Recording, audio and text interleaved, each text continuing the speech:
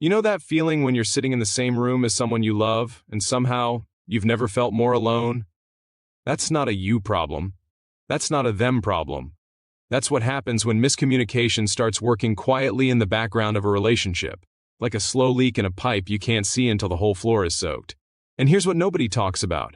It doesn't start with a big fight.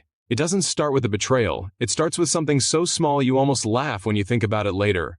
A misread tone, a text message that landed wrong, a conversation that ended too fast, and then another one, and then another one. Until one day you realize you've both been living in completely different versions of the same relationship. If that hits close to home, stay with me, because what I'm about to share with you today is going to explain exactly what's been happening, why it's been happening, and what it's actually costing you in ways most people never even measure. Before we go deep into this, I want to mention something quickly. We have a program link down below in the video description that goes much further than what I can cover here. It's designed specifically for people who are serious about turning things around, and the spots available right now are genuinely limited.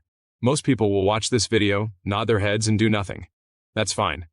But if you're the kind of person who actually wants things to change, that link is there for you. Now let's get into it.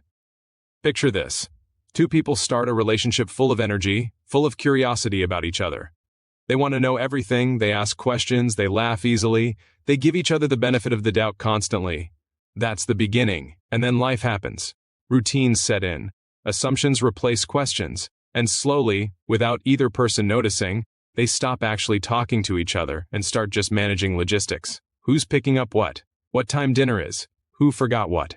The conversations become functional instead of connective. And that's where it begins. Miscommunication isn't always yelling. That's the version that gets all the attention. But the version that actually destroys relationships is quieter. It's the moment when one person says something and means it one way, and the other person hears it in a completely different way, and neither one of them realizes it happened. And then that misunderstanding sits there, unaddressed, and starts building a small wall, and then another one goes.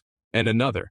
Until both people are standing on opposite sides of something they didn't even know they were building. Here's where it gets painful. That wall doesn't just block conflict. It blocks everything. It blocks warmth. It blocks trust. It blocks the ease that used to feel so natural. And the worst part is that both people can feel it happening and still not know how to stop it. One person starts pulling back slightly because they don't want to say the wrong thing again. The other person notices that distance and doesn't say anything because they don't want to seem needy or dramatic.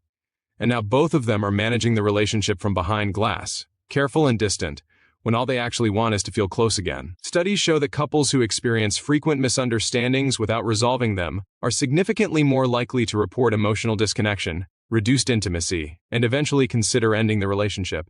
Not because they stopped loving each other, but because communicating started feeling like too much effort and too much risk. That number isn't abstract. That number is real people, in real relationships, losing something they genuinely didn't want to lose. And here's the part that really gets me. Most of those people still loved each other when things fell apart. They just never learned how to communicate in a way that actually worked. They were both trying. But trying without the right tools is like driving somewhere with no map and a broken GPS and wondering why you keep ending up lost. Think about the last time you had a conversation that didn't land the way you expected. Maybe you said something that came from a place of genuine care, and somehow it came across as critical or dismissive or cold, and instead of explaining what you meant, you let it sit there. Because explaining felt exhausting. Or maybe you were scared that even the explanation would somehow make it worse. So you both moved on like it didn't happen. And it does happen. It moves somewhere inside the relationship and stays there. Therapists who specialize in relationship communication have consistently found that unresolved misunderstandings compound over time. Each one adds a small layer of guardedness. And that guardedness is the enemy of intimacy, because intimacy requires you to be open. And you can't be open when part of you is bracing for the next misfire. Now here's the disqualification moment. If you're watching this and thinking, this doesn't apply to me because we communicate just fine, I want to gently push back on that. Most people who end up in serious relational distress said the exact same thing earlier in their relationship. Not because they were lying, but because miscommunication is so subtle in its early stages that it genuinely doesn't feel like a problem. It feels like just a rough patch, just a stressful season, just both of you being tired. And by the time it's clearly a problem, years of these small moments have already stacked up.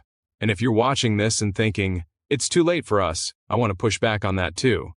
The research on couples who actively worked on communication patterns shows that meaningful improvement is possible even in relationships that felt completely stuck. The brain is adaptive. Patterns can shift. But they don't shift on their own. They shift because someone decided to actually do something about it. Now let's talk about what it's costing you, not in abstract relationship terms. In real, measurable, emotional terms, every day that miscommunication is allowed to sit unaddressed in a relationship costs you something. It costs you the version of that relationship where you feel genuinely understood. That's not a small thing. Being truly understood by another person is one of the deepest needs a human being has. When that's missing, everything else feels slightly hollow. You can have a great life on paper and still feel this persistent, low-level ache that something important is off. It also costs you time. Imagine you've been in this pattern for 2 years. That's 2 years of conversations that ended in confusion instead of connection. 2 years of opportunities to feel closer that turned into distance instead. 2 years of emotional energy spent managing something that could have been resolved if you had known what to do. The cost of inaction isn't zero. It accumulates quietly, and it steals from you without making any noise. Now flip it, because this is where things get good. When communication actually works, when both people feel heard and understood, the shift is profound. It's not just that the fighting stops, it's that the relationship expands. There's room for humor again. There's room for vulnerability again. There's room for that easy closeness that used to feel effortless. And when that comes back, people describe it as feeling like they got each other back. Not a new relationship, the same relationship, finally breathing again. And the compounding effect works in both directions. Just like miscommunication stacks up and creates distance, healthy communication stacks up too. Every conversation that actually lands, every moment someone feels genuinely heard, every time someone says exactly what they mean and the other person receives it clearly, that builds something. It builds safety. And when there's safety, people open up. And when people open up, the relationship goes to a depth that most couples dream about but very few actually reach. That's what's on the other side of this. Not just fewer arguments, not just less tension, real depth, real closeness. The kind of connection that makes a relationship feel like home in the truest possible sense. Here's something that relationship researchers have found consistently. The couples who report the highest levels of satisfaction and longevity are not the ones who never have conflict. They're the ones who know how to navigate it. They have tools. They have language. They have patterns of communication that work for them, and those things were learned. Nobody is born knowing how to communicate perfectly in a relationship. These are skills, and skills can be developed. The difference between a relationship that quietly erodes and one that keeps growing is not luck. It's not compatibility. Those things matter, but they're not the deciding factor. The deciding factor is whether both people are equipped with the right understanding and the right approach. That's it. That one variable changes everything. And think about what that looks like practically. Imagine going through a hard conversation and coming out the other side feeling actually closer than you were before. Imagine saying something difficult and having it land the way you intended. Imagine not dreading hard conversations anymore because you trust the process. Imagine looking at someone you love and genuinely feeling, like they get you. That's not fantasy. That's what becomes available when communication actually works. Here's the honest truth about where most people are right now. They know something is off. They can feel it. But they're hoping it resolves on its own. And the reason I say this with so much certainty is that the data on relationship deterioration is very clear about one thing. Patterns that are left unaddressed don't soften with time. They solidify. Waiting is not neutral. Waiting has a direction. If you've been feeling this quiet tension in your relationship, if you've been having versions of the same conversation that never actually resolves, if you've been feeling more like roommates than partners, then you already know something needs to change. The question is whether you're going to be the person who acts on that or the person who waits. This is exactly why we built the program you'll find linked down below in the video description. Everything we've talked about today goes so much deeper inside it. The people who go through it consistently describe it as the thing that finally made things make sense, not just for their relationships, but for themselves. The transformation is real, it's documented, and it's available to you right now. But I want to be straight with you. This is not for people who are looking for a quick fix or who aren't genuinely committed to doing the work. If that's you, the link will still be there and it won't be the right moment.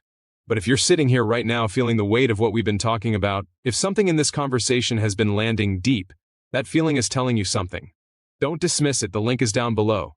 Go look at it. The people who took that step are not the people who happen to have easier relationships. They're the people who decided not to wait anymore.